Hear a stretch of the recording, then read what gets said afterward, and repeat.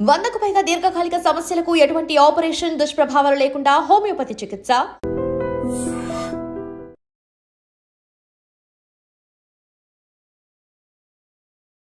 Welcome to I dream. నేను మీ భవ్య.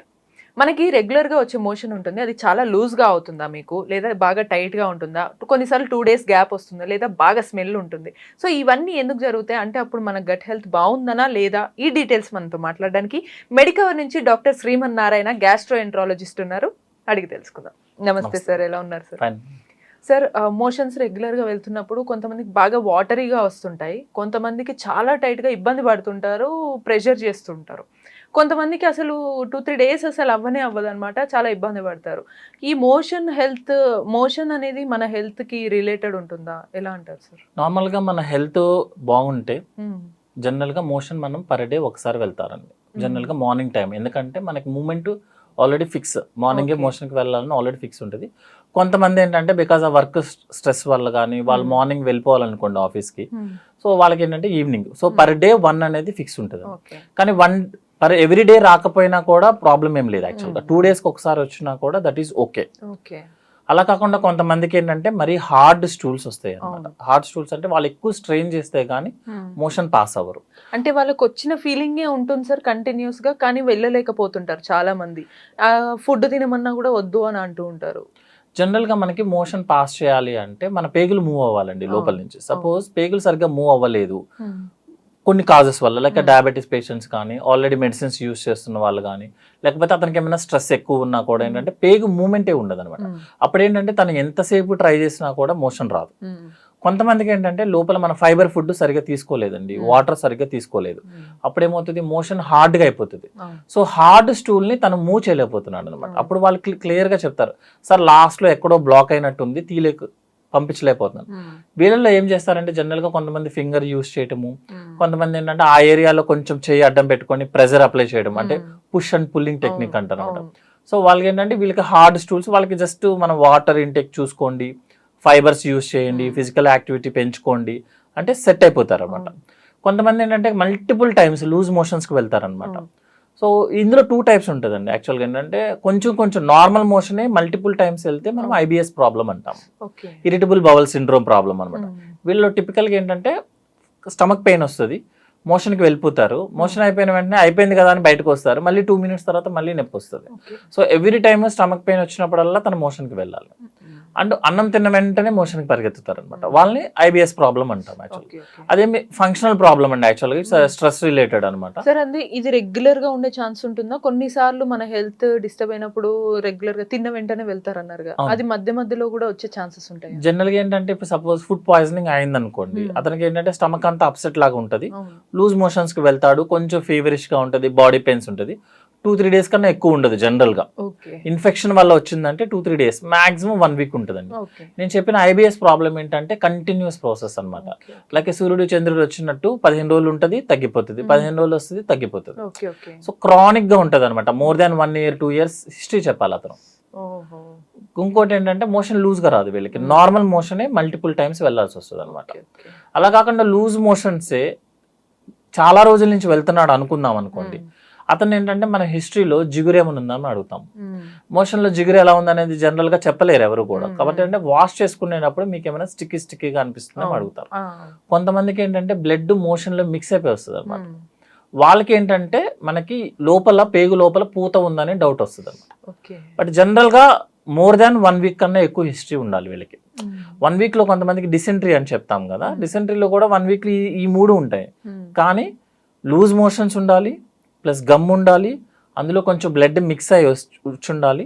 వాళ్ళకి more than 1 week history ఉంటే మాత్రం పేగు లోపల పూతలాగా ఏమైనా వచ్చే ఛాన్సెస్ ఉంటాయి అనమాట. లైక్ అల్సరేటివ్ కోలైటిస్ కానీ, క్రాన్స్ డిసీజ్ కానీ, TB పేషెంట్స్ కానీ అనుకుంటాము. సో ఇవన్నీ చేయాలంటే ముందు మనం అసలు మోషన్ని చెక్ చేసుకోవాల్సి వస్తుంది. మన మోషన్ చెక్ చేయడం అంటే అట్లీస్ట్ వెస్టర్న్ కమోడ్స్ కాబట్టి అన్ని బిఫోర్ ఫ్లషింగ్, మన ఫ్లష్ కొట్టక ముందే ఒకసారి బ్యాక్ సైడ్ చూసుకుంటే 1 week ఒకసారి చూసుకోవడంలో తప్పలేదు. ఎందుకంటే మనము హెల్త్ ఉన్నామా లేదా అనేది మన మోషన్ యూరిన్ డిసైడ్ చేసేస్తాయి. మన కళ్ళు ఎలాగో, కళ్ళు చూడంగానే ఇతను నీరసంగా ఉందా, ఫీవర్గా ఉందా అని చెప్పేస్తారు ఎవరైనా, పెద్దవాళ్ళు ఎవరైనా చెప్పేస్తారు. సార్ ఇప్పుడు మీరు లూజ్ మోషన్ అనేది రెగ్యులర్ గా అవుతూ అది కూడా మనకి ఒకేసారి వెళ్ళకుండా గ్యాప్ తో Gap 2 gap మినిట్స్ తెలుసు. వెళ్తే అది ఐబిఎస్ హెల్త్ ఇష్యూ అన్నారు అవును. కదా. ఒకవేళ వాళ్ళు టైట్ గా వెళ్తే గనక ఆ ఇష్యూ ఏంటి అనొచ్చు. లేదు వాళ్ళకి వెళ్ళిన తర్వాత స్మెల్ బాగా స్మెల్లీగా ఉంటుంది, నెక్స్ట్ టైం వెళ్ళాలనుకున్న వాళ్ళు అసలు వెళ్ళలేకపోతారు అనమాట. సో అలా ఉన్న వాళ్ళ హెల్త్ ఇష్యూ ఎలా ఉంటుంది, దాన్ని ఏమంటారు? జనరల్ గా మోషన్ ఎక్కువ రోజులు మనకి స్టక్ అయిపోయింది అనుకోండి లోపల, సపోజ్ మోర్ దాన్ 1 డే కన్నా ఉన్నాం అనుకోండి, మన బవల్కున్న అడ్వాంటేజ్ ఏంటి అంటే సపోజ్ అక్కడ ఏదైనా ఫుడ్ మెటీరియల్ కానీ, like motion is also food material for bowel, so అవి డైజెషన్ చేసుకోవడానికి స్టార్ట్ అవుతుంది అనమాట. సో అందులో ఉన్న వాటర్ ని తీసేస్తుంది, అందులో ఏదైతే కార్బోహైడ్రేట్స్ ఉన్నాయో ఫైబర్స్ ఉన్నాయో మొత్తం యూస్ చేసుకుంటది అనమాట. సో మోర్ ఎక్కువ రోజులు కనుక మీరు ఫుడ్ మెటీరియల్ చూడండి, మీరు ఆ రోజు ఫ్రెష్ ఉంటది, స్మెల్ వస్తుంది, మంచి స్మెల్ వస్తుంది. మీరు 1 డే కనుక ఆ ఫుడ్ కి గ్యాప్ ఇచ్చారనుకోండి, చాలా కంపు వచ్చేస్తుంది, ఫౌల్ స్మెల్లింగ్ వచ్చేస్తుంది. సేమ్ ఇదే కాన్సెప్ట్ అండి. మనం రెగ్యులర్ గా మోషన్ కి వెళ్తే మన మోషన్ స్మెల్ రాదు. అలా కాకుండా మనం రెగ్యులర్ గా వెళ్లకుండా 1 డే 2 డే గ్యాప్స్ ఇచ్చారనుకోండి, మన మోషనే లోపల బ్యాక్టీరియల్ ఫర్మెంటేషన్ అయిపోయి ఎక్కువ స్మెల్ వచ్చేస్తుంది అనమాట. అంటే అర్థం అతనికి కాన్స్టిపేషన్ ఎక్కువ రోజుల నుంచి ఉన్నట్టు లెక్క. సో అదండి. ఇంకోటి ఏంటంటే ఓల్డ్ పీపుల్ కనుక ఇలాగే కాన్స్టిపేషన్ కి రిపీటెడ్ గా అవుతున్నారు అనుకోండి, అర్థం ఏంటంటే ఓల్డ్ పీపుల్ జనరల్ గా మనం క్యాన్సర్స్ ఏదైనా ఐడెంటిఫై చేస్తాం. బట్ జనరల్ గా అండి ఒక పేషెంట్ కనుక కంప్లైంట్ తో వచ్చాడు, పెయిన్ తోనో లూజ్ మోషన్ తోనో బ్లీడింగ్ తో వచ్చాడు అనుకో, 95% క్యాన్సర్స్ కాదు. పేషెంట్ కంప్లైంట్ తో వస్తే జనరల్ గా క్యాన్సర్స్ ఉండవు. అలా కాకుండా పేషెంట్ ని డాక్టర్ ఐడెంటిఫై చేస్తే కొన్ని క్యాన్సర్స్ ఉంటాయి అన్నమాట. ఎందుకంటే మనం నెట్ లో ఫస్ట్ కొట్టంగానే blood in the motion you have a cancer అని వస్తుంది, క్యాచీ వర్డ్ కాబట్టి. బట్ జనరల్ గా ఒక పేషెంట్ కంప్లైంట్ తో వస్తే 95% క్యాన్సర్స్ అవ్వవు. వాళ్ళు వచ్చిందేమో అని కంగారుతో నెగ్లెక్ట్ చేస్తారు. అది నార్మల్ కండిషన్ కూడా చాలా అబ్నార్మల్ కింద మారిపోతుంది. సో ఫైనల్ గా సార్, ఇప్పుడు ఈ మోషన్స్ అనేవి మీరు అందాక అన్నట్టు హెవీగా అయినా కష్టమే, టైట్ గా అయినా కష్టమే. సో రెగ్యులర్ గా minimum daily once or 2 days కోసారి అవ్వాలన్నా వాళ్ళు రెగ్యులర్ ఏం ప్రాక్టీస్ చేయాలంటారు? అటు ఫుడ్ లో కానీ డైలీ యాక్టివిటీ ఎక్కువగా ఫైబర్ డైట్ ఎక్కువ తీసుకోవాలండి. ఫైబర్ డైట్ ఎక్కువ తీసుకోవాలంటే it should be 60% carbohydrates with fibres అనమాట. సో రోజు అట్లీస్ట్ ఒక ఆకుకూర ఉండేలాగా, రోజు కొంచెం క్యారెట్ కీరా, మళ్ళీ దాన్ని ఏమి సెపరేట్ గా పైన మన దగ్గర ఏం ప్రాబ్లం అయితే క్యారెట్ కీరా తినమంటే దాన్ని జ్యూస్ చేసి తీస్తారు. ఆ పల్ప్ ను పక్కన పడేస్తారు. యాక్చువల్ గా ఆ పల్పే ఫైబర్. మనం క్యారెట్ ని క్యారెట్ లాగా తినాలి, కీరాని కీరా లాగే. పైన ఫైబర్ తీసేస్తే యూజ్ ఏమి ఉండదండి, సేమ్ మళ్ళీ వాటరే వస్తుంది అనమాట. సో మళ్ళీ దానికి ఏదో డెకరేషన్ లాగా చేయకుండా క్యారెట్ ఈస్ క్యారెట్, దాని పైన పీల్ ఆఫ్ చేయాల్సిన అవసరం లేదు, డైరెక్ట్ గా వాష్ చేసుకోవడం, తినేయటం.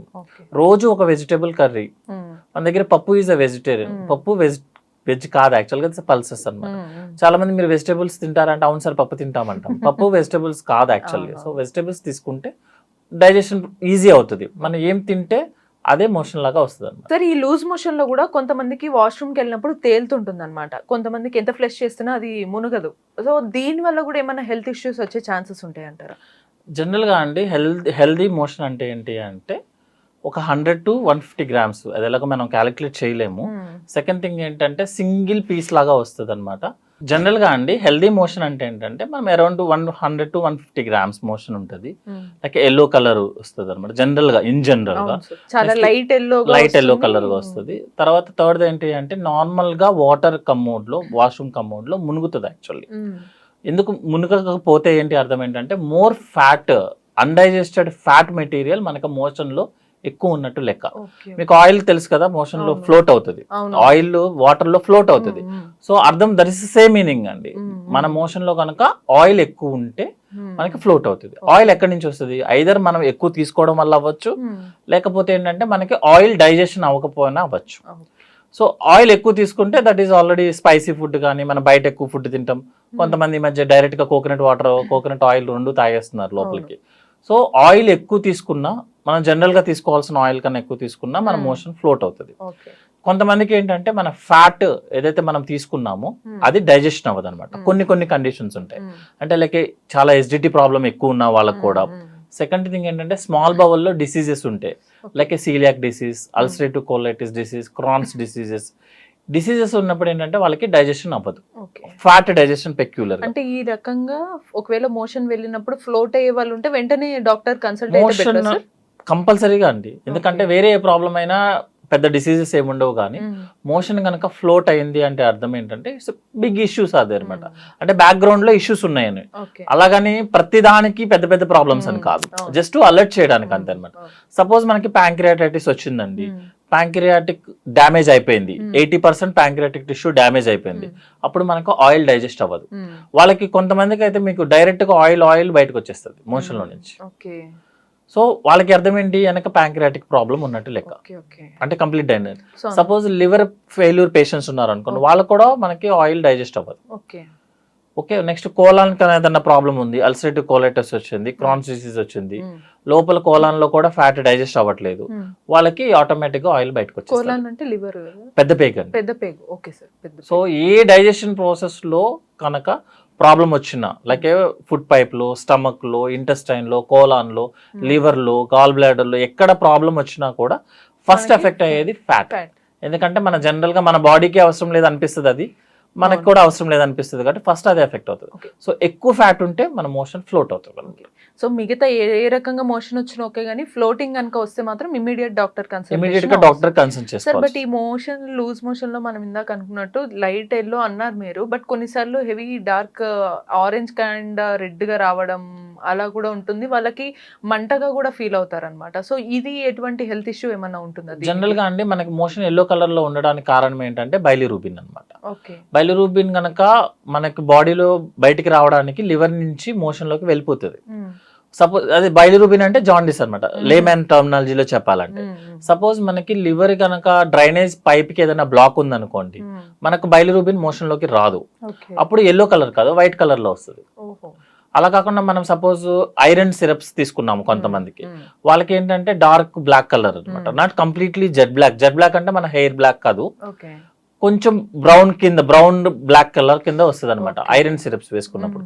కొంతమంది బీట్రూట్ తీసుకున్న వాళ్ళకు కూడా బీట్రూట్ కలర్ లో వస్తుంది. జనరల్ గా మన దగ్గర ప్రాబ్లం ఏంటి అంటే, నిన్న అది బీట్రూట్ తిన్నానండి అందువల్ల ఈ రోజు రెడ్ వచ్చిందని చెప్తారు. యాక్చువల్ గా బీట్రూట్ కలర్ ఎలా అయితే ఉందో దానికన్నా కొంచెం లైట్ కలర్ లో మోషన్ వస్తుంది కొంతమందికి. సో మనం అబ్జర్వ్ చేయాల్సింది ఏంటంటే, వైట్ కలర్ అయితే అదే పేషెంట్ కనుక జాండిస్ ఉంటే ఒక ప్రాబ్లం ఉన్నట్టు లెక్క. అట్లా కాకుండా మరీ కంప్లీట్ గా డార్క్ ఎల్లో కలర్ వచ్చింది అనుకోండి, అది ప్యాంక్రియాటిక్ ఇష్యూస్ ఉన్నట్టు లెక్క అనమాట. ఓకేనా, అంటే ఇవి జస్ట్ మనం సజెస్ట్ చేస్తాయి అనమాట, అంతే తప్పించి ఇవే కారణం అని కాదు. చాలా కేర్ఫుల్ గా ఉండడానికి ఒక మార్గం జస్ట్ మనం చూసుకోవడానికి అనమాట. ఇంకొక సెకండ్ థింగ్ ఏంటంటే, బ్లాక్ కలర్ లో వస్తుంది, కంప్లీట్ గా బ్లాక్ అనమాట, మన హెయిర్ కలర్ బ్లాక్ లో వస్తుంది అనమాట. దాన్ని మెలినా అంటాం టెక్నికల్ టర్మినాలజీలో. దాని అర్థం ఏంటంటే, లోపల మన పేగుల్లో ఎక్కడో బ్లీడ్ అవుతుంది, ఆ బ్లీడ్ అయిపోయిన రెడ్ కలర్ బ్లాక్ కలర్ కింద కన్వర్ట్ అవుతుంది అనమాట. అందుకే ఎవ్రీ టైము ఓల్డ్ పీపుల్ అయితే ఎవ్రీ డే చెక్ చేసుకోండి అని చెప్తాము.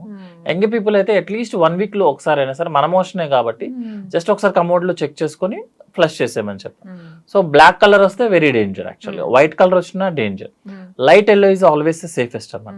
కొంతమందికి జనరల్ గా అన్డైజెస్టెడ్ ఫుడ్ పార్టికల్స్ వస్తాయండి, సీడ్స్ వస్తాయి, that is okay for them. అలా కంటిన్యూస్ అవుతుందంటే అర్థం ఏంటంటే, మన బాడీ లోపల మ్యూకోజా అని ఉంటుంది కదా, మన లోపల లేరు, అవి వాటికి ఏదో ప్రాబ్లం ఉన్నట్టు లెక్క, అంతేగాని రూల్ ఏం లేదు యాక్చువల్గా. కొంతమంది పల్సెస్ తింటారు, కొన్నిసార్లు మింగేస్తాము నమ్మలేకుండా, స్వాలింగ్ డైరెక్ట్ చేసినప్పుడు అవి వచ్చేస్తాయి డైరెక్ట్ గా. జనరల్ గా ఏంటంటే షెల్స్ అనేవి డైజెస్ట్ అవ్వవు, అవి వచ్చేస్తాయి అనమాట. సార్ మరి ఇందాక మనం లూజ్ గా వెళ్తున్నప్పుడు, మామూలుగా టైట్ గా వెళ్తున్నప్పుడు అంటే వాళ్ళు ప్రెషర్ అప్లై చేస్తారు కాబట్టి పెయిన్ అవ్వడంలో మంట అవ్వడంలో ఒక అర్థం ఉంటుంది. బట్ లూజ్ మోషన్ అయినప్పుడు కూడా కొన్నిసార్లు మంట ఫీల్ అవుతారు చాలా మంది, ఇబ్బందిగా వచ్చి కూర్చుంటూ ఉంటారు అనమాట. సో అప్సెట్ ఉంది స్టమక్ అంటారు, దీనికి రీజన్ ఏమంటారు? జనరల్ గా అండి, నార్మల్ మోషన్ పాస్ చేస్తే మనం తక్కువ ప్రెషర్ అప్లై చేసిన మోషన్ అయిపోతుంది. లూజ్ మోషన్స్, సాఫ్ట్ మోషన్స్ కి మనం ఎక్కువ ప్రెషర్ అప్లై చేయాల్సి వస్తుంది. ఇంకొకటి, మీరు నార్మల్ గా టర్మినాలజీ చూస్తే, మనం వాటర్ లో మన కాలు ఎక్కువసేపు పెట్టామనుకోండి, ఇటు లైక్ కలర్ చేంజ్ అయిపోయి కొంచెం ర్యాషెస్ లాగా వచ్చేస్తుంది అనమాట. సేమ్ కాన్సెప్ట్ అండి. ఇప్పుడు మీరు 3-4 టైమ్స్ మోషన్ అక్కడ నుంచి పాస్ అవుతుంది, మీరు మనం ఒకటి వాటర్ పైనుంచి ఫ్లష్ అవుతుంది, కింది నుంచి మనం వాష్ చేసుకోవడానికి మనం ఫ్లష్ చేస్తాము. అంటే లైక్ వాటర్ వాష్ ఎక్కువ అవుతుంది, లైక్ మన కాళ్ళు వాటర్ లో పెడితే ఎలా అయితే ప్రాబ్లం అవుతుందో అలా దాని వల్ల పెయిన్ వస్తుంది అనమాట. కరెక్ట్ గా చెప్పాలంటే చిన్నపిల్లలకి డైపర్ ర్యాష్ వస్తుంది కదండి, సేమ్ అదే కాన్సెప్ట్. డైపర్ ర్యాష్ ఎందుకు వస్తుంది?